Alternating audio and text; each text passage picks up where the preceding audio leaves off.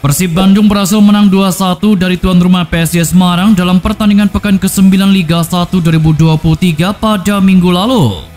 Mark Klok menjadi pahlawan kemenangan Persib Bandung berkat 2 gol titik penalti. Ia mengeksekusi tendangan dengan begitu dingin. Di balik ketenangan Mark Anthony Klok, ada sebuah trik dari rekan sekompatriotnya Levi Madinda. Pemain asal Gabon itu seolah-olah akan menjadi eksekutor penalti dengan mengambil bola sebelum ia letakkan di titik putih. Madinda mendapatkan banyak gangguan dari lawan yang ingin mempengaruhi konsentrasinya. Namun pada akhirnya Madinda memberikan bola kepada Mark Anthony Klok. Gangguan lawan kepada Madinda pun menjadi sia-sia. Demi menjaga fokus dari Mark Anthony Klok, Madinda rela diintimidasi lawan lewat perkataan maupun gerakan-gerakan.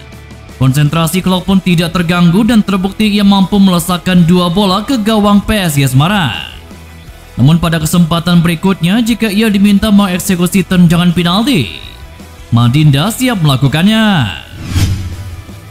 Selain itu, kemenangan 2-1 atas PSIS Semarang memberikan lagi asa, kepercayaan diri pemain yang lebih dalam melanjutkan perjuangan berkompetisi.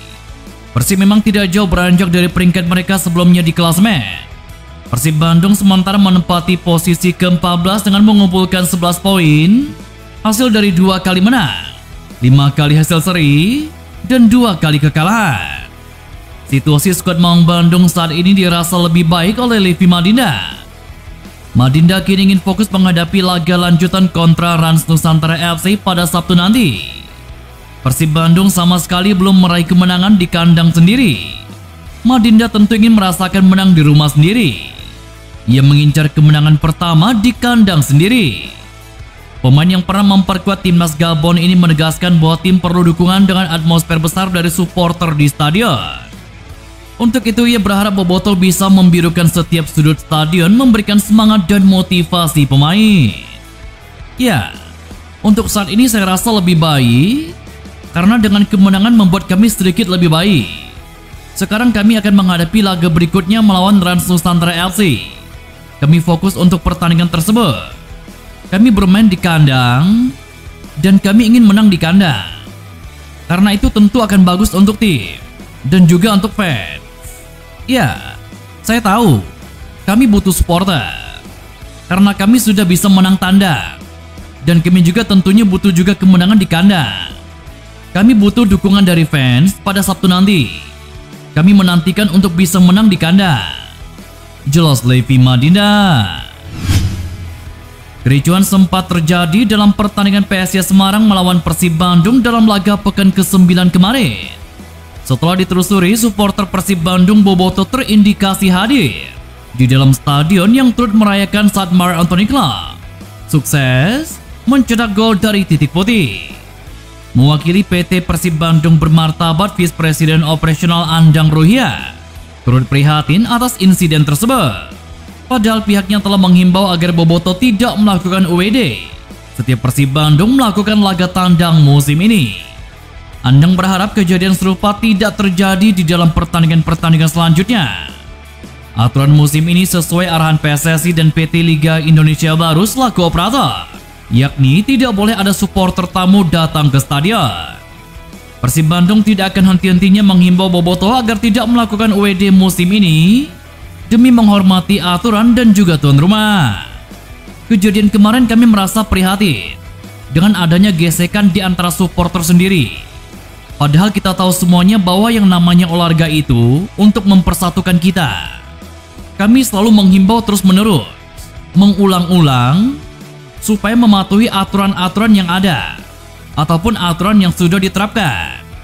Kami atas nama manajemen merasa prihatin terhadap gesekan antar supporter dan kami akan terus-menerus menghimbau kepada supporter untuk menyampaikan apa yang disampaikan, bahwa kita tidak boleh away, ikuti dahulu aturan-aturan yang berlaku. Jelas Andang Ruhia. David Da Silva tidak muncul dalam sesi latihan Persib Bandung pada Selasa kemarin di Stadion Gebela. David Da Silva tengah melakukan pemeriksaan lanjutan di salah satu rumah sakit terkait cedera lututnya. Hal tersebut diterangkan Dr. Tim Rafigani. David Da Silva ditemani oleh dokter olahraga Alvin Wiharja dalam pemeriksaan tersebut. Sebelumnya diketahui David da Silva mengalami cedera lutut kaki kiri usai berbenturan dalam pertandingan melawan Barito Putra.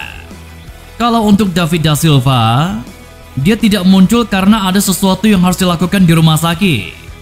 Itu terkait cedera, ditemani dengan Dr. Alvin. Jadi bukan tindakan operasi, tapi untuk mengecek sejauh mana tingkat cederanya. Jelas Raffi Ghani. Sementara itu cedera hamstring Deddy Kusnandar kian membaik. Ia sudah berlatih hampir penuh dalam sesi latihan pada Selasa kemarin. Merupakan sesi dalam masa persiapan menghadapi Rans Nusantara FC pada Sabtu esok. Begitu juga dengan nama Febri Haryadi.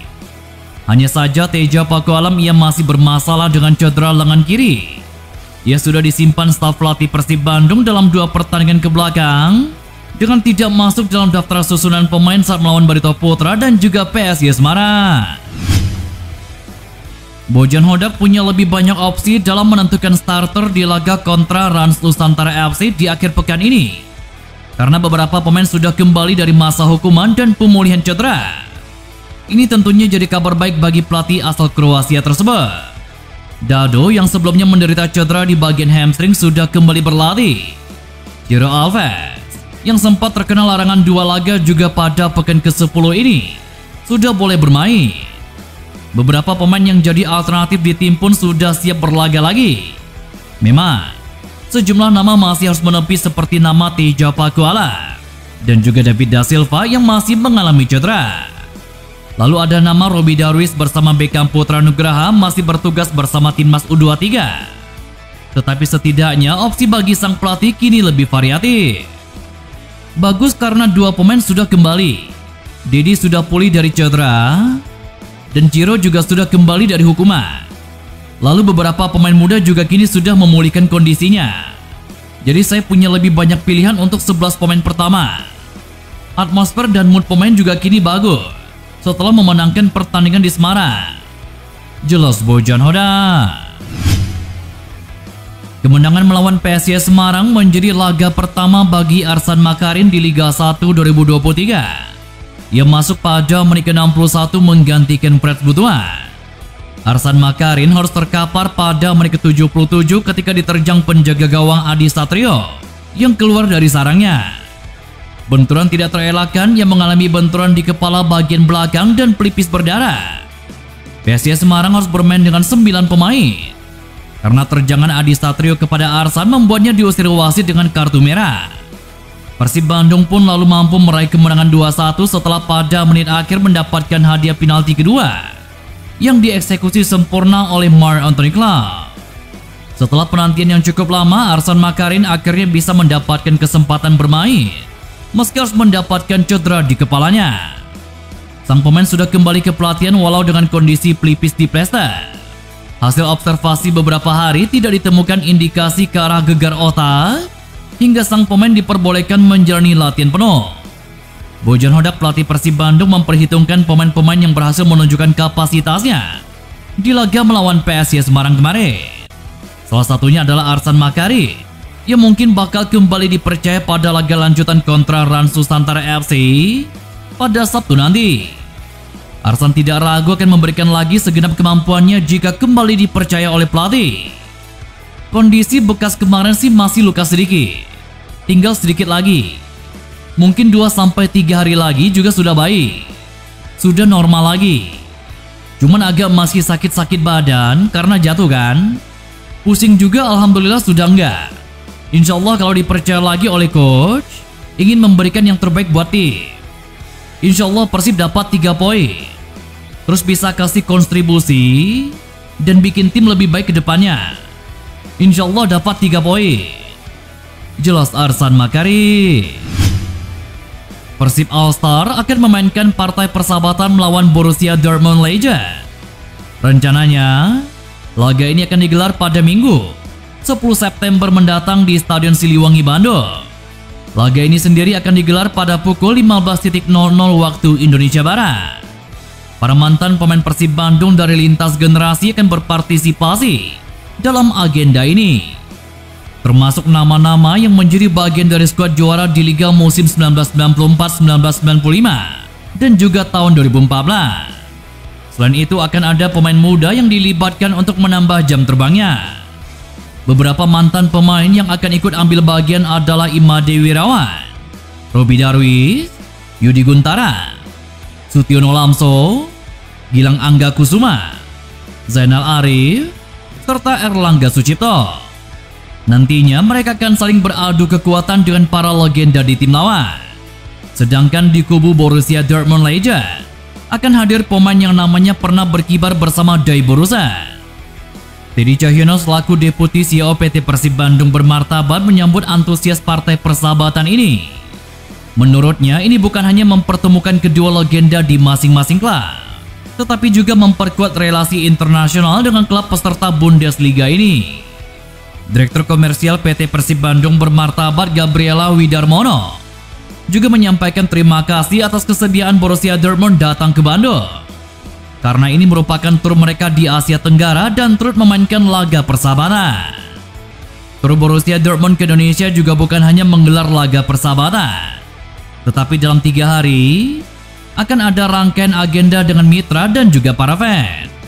Selain pertukaran budaya dan melibatkan komunitas, pemain Borussia Dortmund Legend juga akan memberikan sesi coaching klinik pada talenta muda di Akademi Persib Bandung. Untuk penjualan tiket untuk laga persahabatan ini akan diumumkan dalam waktu dekat.